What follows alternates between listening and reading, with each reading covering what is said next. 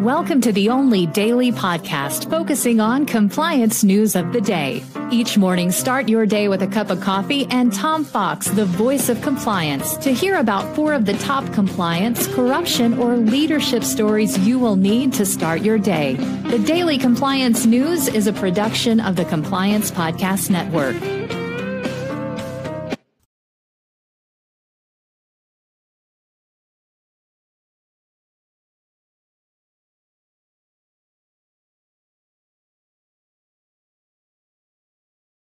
The Daily Compliance News for November 13, 2023, the Parents in Peril edition.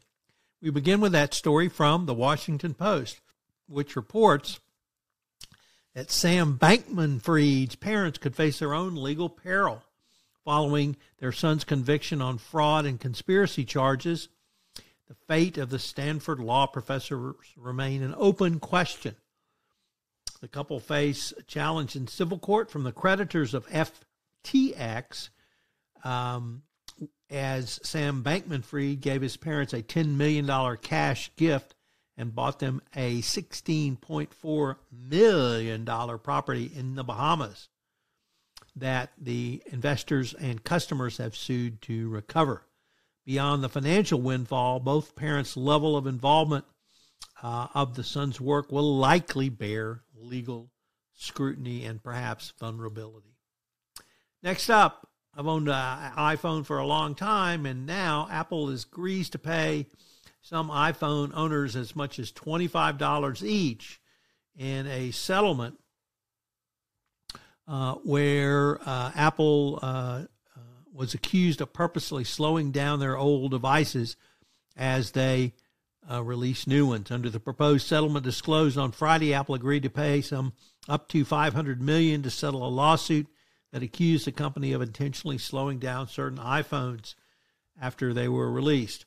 It will require judges' approval, and the potential approval could take several months down the road.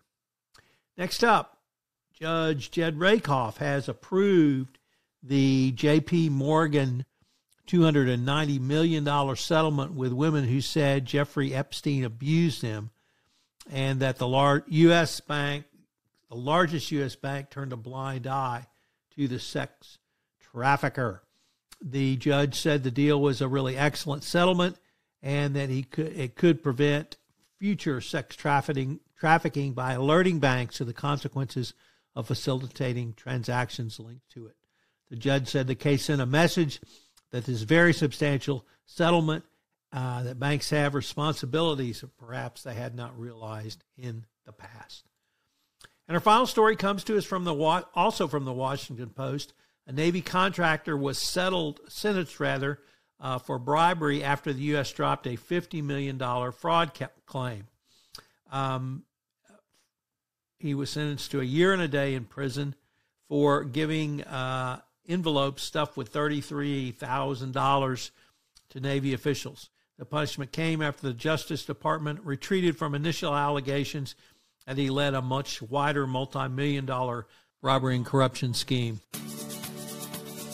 The Daily Compliance News is a production of the Compliance Podcast Network and a proud member of C-Suite Radio. Thanks so much for listening. I hope you'll join me again tomorrow.